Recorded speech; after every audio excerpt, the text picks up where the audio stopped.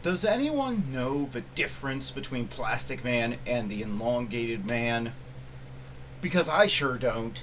They don't name him in this episode, and I have no idea which one was in this episode.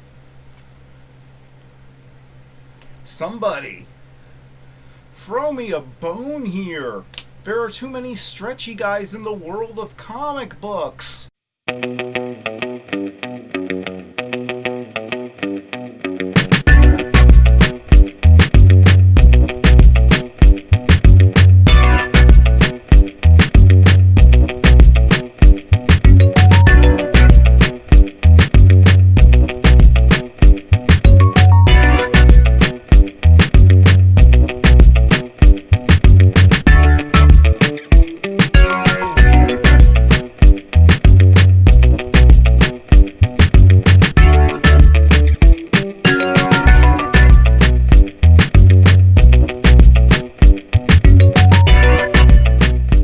So, let's get back into this episode. Joe is still reeling from the announcement last week that Cecile is pregnant, but that's just a minor subplot.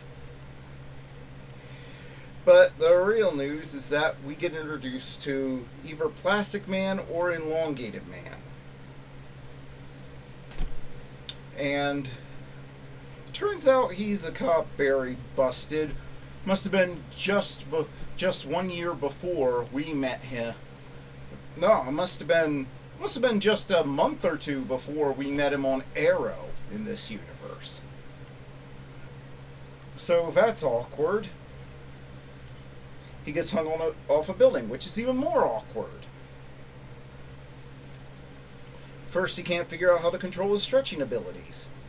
He bonds with Caitlin, which of course means that he's dead. Writers, stop doing this. I like Caitlin. I like her interactions with Barry, although you've gotten pretty much rid of all of them. Thankfully, this episode has some, but Daniela Pinbreaker or Pennymaker or whatever her name is, and Grant Gustin have great chemistry together, and you've cut their scenes down to almost nothing since you put them together with Iris. Don't do that. The interesting thing about their interactions is that they both have an outlook where they want to see the best in people. It's just Caitlin is a doctor, and despite the fact that she has been hurt so many times because the writers love to screw her over for some reason, she still likes and trusts people, whereas Barry has that same heroic quality, only his is more guarded because, well, now he's been working with the police for the better part of a decade, so of course his outlook is going to be slightly more jaded. And that slightly more jaded look is just enough to cause conflict in a situation like this. It turns out Plastic/Elongated Man is our private eye, who is also a blackmailer, who gets his office bombed. He was also on the bus, so he was created by the dark matter. And he was put on the case that causes him to cross paths with Barry by a mysterious phone call. You don't get any prizes for figuring out that it was the Thinker. So you have all that. Turns out he had pictures of the mayor having an affair who's up for re-election, and the mayor solution to this blackmail, even when the guy tells him he's not blackmailing him, is to still try and kill him and kidnap Joe West and try to get away by helicopter. Yeah, how did this guy stay in office? Criminal mastermind this guy wasn't. I'm not sure if he needed the Flash to catch this guy. But as always, things can't stay smooth, because Danny Trejo, I'm sorry, I don't mean to be insulting, I just have no idea how his name's pronounced. I've never heard anyone say it. But you know, Machete, the guy from every Robert Rodriguez movie ever, shows up. It turns out he's Gypsy's dad. Yeah. And his way of testing her potential boyfriends is to hunt them for 24 hours. Yeah. And he's an expert hunter of breachers. So yeah. Together with the fact that it's revealed Cisco doesn't actually know Gypsy's name, I have to say, if I were him, the relationship is over. Two things I require in a relationship. One, I know what your name is. Two, your father not be Danny Trejo trying to hunt me with giant knives. I've seen how that ends. And it turns out we learned something about Earth 19.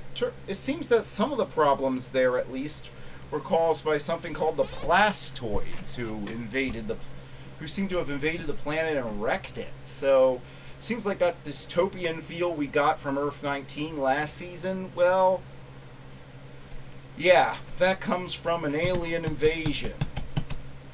Huh. The more I learn about Earth 19, the more I think I'd be better off living in the local garbage dump than going there. So he interferes with Barry, who then takes, and Plastic Man trying to catch the mayor, who yet again resorts to murder at the drop of a hat. I mean, literally, watch this. Mayor Bellows just murdered 12 people. So, anyway. Cisco manages to stop him. They catch the mayor. I can only assume there's going to be a huge scandal in Star City. And, well, we find out Caitlin's being stalked because it turns out hanging out for months in a bar with supervillains instead of your friends is a bad idea. Caitlin was great in this episode, and then they had to remind us of the stupidity they introduced in the first episode. Just let her be. Let her go back to being a good character. She was strong. Well, here's hoping it leads to something interesting. That's all I can say. But yeah, great introduction to Plastic Man or Elongated Man, whichever one he is. Cisco, how could you go to a whole episode without naming him so that I know which one I'm talking about? The only way I know that it's not Mr. Fantastic is he's Marvel. So anyway, and yes, I know Plastic Man and Elongated Man came before Mr. Fantastic. So anyway, but this is the best episode yet since the show came back this season. It was fun in all the right places.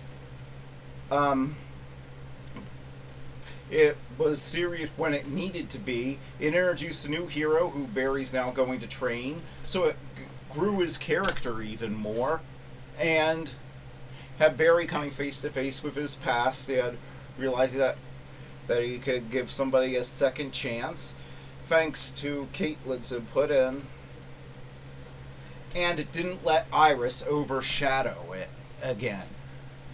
I like Iris when she's used well. It's when she overshadows the rest of the show and they have to show how perfect she is that she falls apart. Honestly, I think she worked better as the big sister. And with Joe constantly referring to Barry as his kid, I've always found the romantic relationship between Barry and Iris kind of especially since for the first season and a half of The Flash, you got this brother-sister vibe off of Barry and Iris's relationship. Yeah, check out my fanfic. Yeah, I have I'm long overdue for an update. Hopefully I'll get to it after N7 day and I'll get the spelling mistakes to it. But yeah, I definitely like him better. I definitely think he works better with Caitlyn. But anyway, that's neither here nor there. Fact is, everybody gets a great moment. This was a fun episode and it had Danny Trejo or whatever in it. So yeah, best episode since the show's come back this season. So 8.5 out of 10. Great really great episode of The Flash. Flash, despite some bumps earlier this season, The Flash seems to be the past 2 weeks back in its top form.